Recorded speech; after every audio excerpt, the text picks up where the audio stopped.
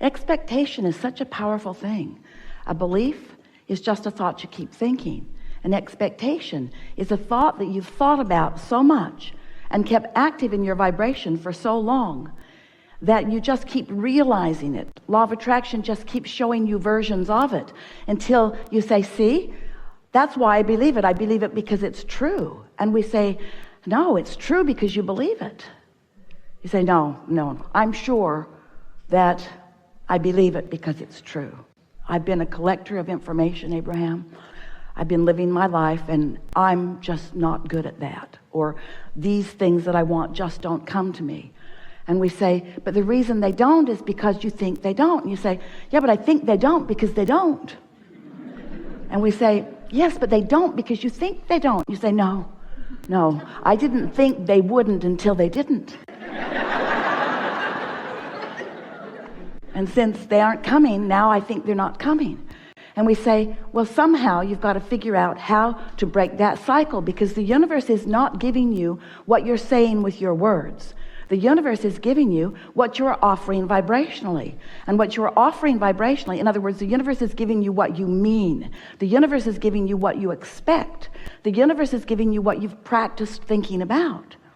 And so we get it, that it's not the easiest thing in the world. In fact, it might be one of the hardest things in the world to think differently than what is, because you have become so very good in your observation of what is, in your assessment of what is, in your restating of what is, in your documenting of what is, in your regurgitating of what is, in your seeing, hearing, smelling, tasting, touching, in your physical translation of what is feels pretty solid to you. But we want you to know it isn't solid, it's changing all the time. But in many cases, it's just changing to more of the same because that's what you're thinking about. Do you get that? It's not holding steady. It's changing to your current expectation. But if your current expectation is just like the one you had yesterday and the one you had the day before and the one you had the day before, then it holds steady and you say, see? That's why I believe it. I believe it because that's how it is. And we say, no, it is because that's what you believe. Oh, Abraham, not that again, please, not that again. So we want to help you to realize that you are so much more than this physical being that you know as you, this magnificent physical being that you know as you, that you are an extension of source energy, and that source energy part of you exists even now. All of you didn't come forward into this personality. The larger part of you remains as this eternal consciousness, non-physically focused, pure positive energy. But here you are in this body, in this personality, and most important, in this current opinion, in this belief, in this expectation. Here you are offering a vibration that law of attraction is responding to. But the most important thing to realize about that is that the reason that you feel the emotions that you feel is because that inner being part of you, that source energy part of you, that non-physical part of you, that eternal, always eternally being part of you is having right here, right now, an opinion right here, right now about the very same thing that you're having an opinion about right here, right now. In other words, when you see that guy and you just hate that guy, so annoying in this way and this way and this way, the reason that you feel the discomfort that you would call hatred or whatever it is that you're feeling is because the source within you feels differently. Once we got Esther's attention about that, she said to us a few hundred times,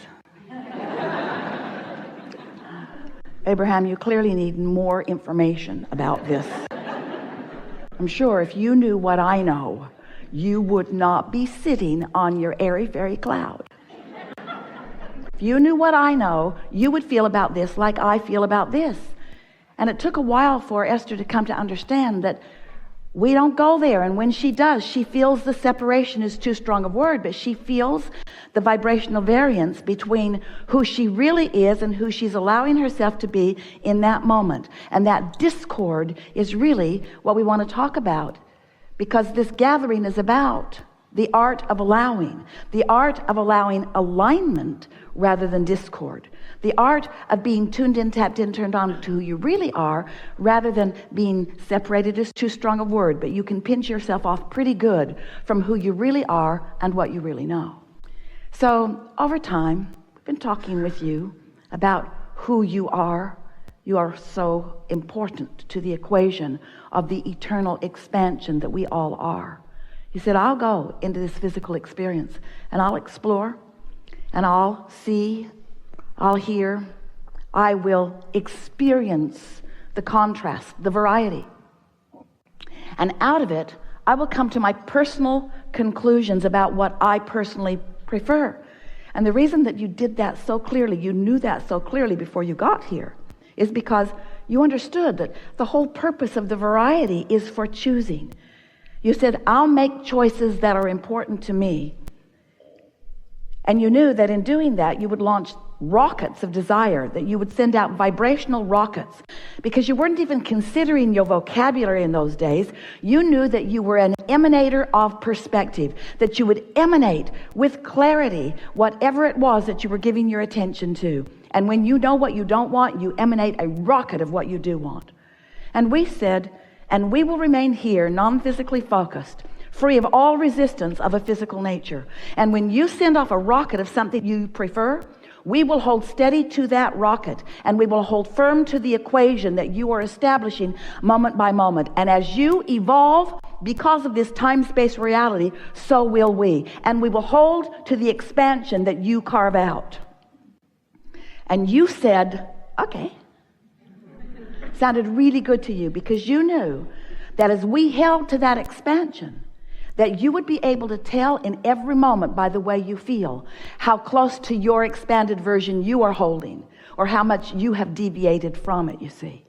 So your emotions let you know. If you're feeling wonderful, that means you've launched lots of rockets of desire, and you are in this moment not offering a thought, belief, or expectation that contradicts the desire that you hold. You're right up to speed with who you are.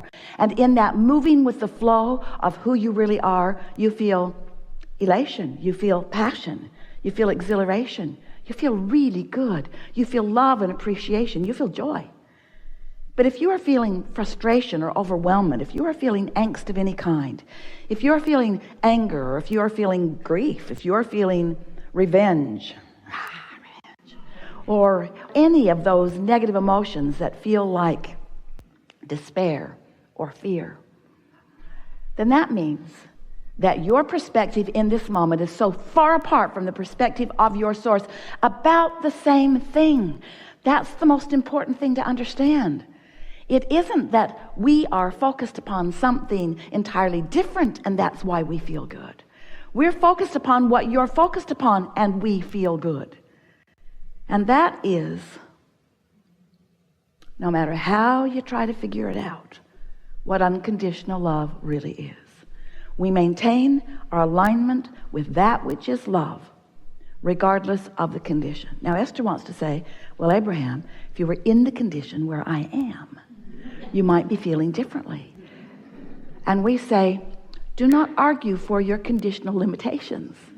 If you will distract yourself from the condition that is causing you the separation from all that you are, from all that we are, from that which is life, from that which is love, from that which is source, if you'll just cut that out, you'll feel good. Thank you. Your warm-up was perfect, and I've been thinking about beliefs and momentum and the analogy. Momentum is our favorite word because momentum and law of attraction are the same thing, aren't they? Yes. Yeah. Mm-hmm. Yeah, and I get that.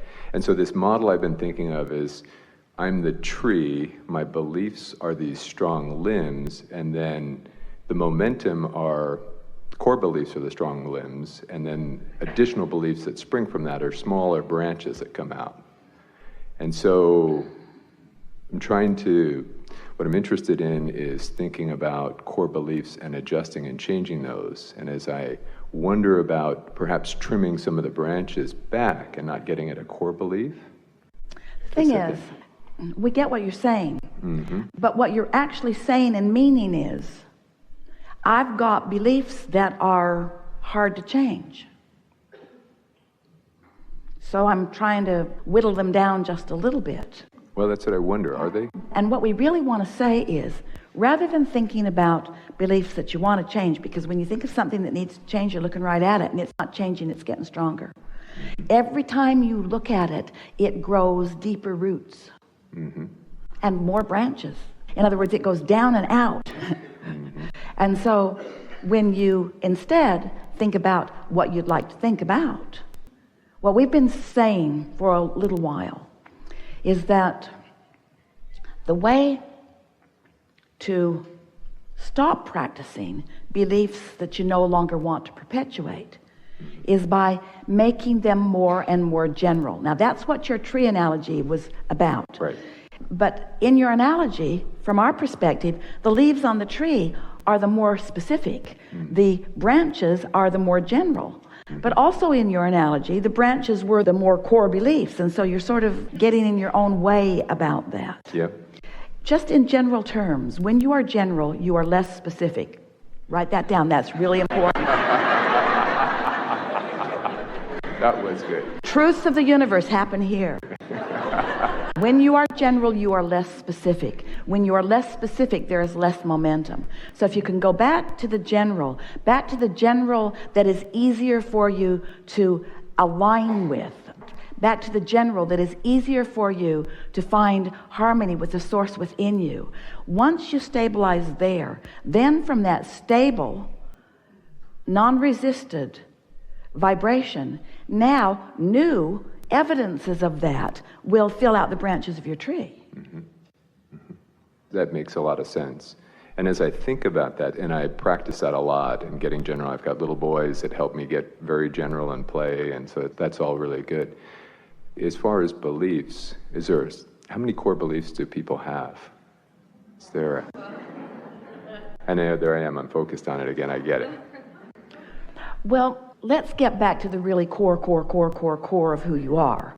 From the source energy perspective of who you are. So there is not believing, and then there is hoping, and then there is believing, and then there is knowing. That's sort of the continuum of this vibration of belief. So the source within you knows these things about you. And if you want to talk about core beliefs, we think these are the beliefs that we would be focused upon. You are worthy beyond description, and you are brilliant beyond description. You are good. You are source. That is your core. And every bit of moving from that is a flawed premise and a distortion.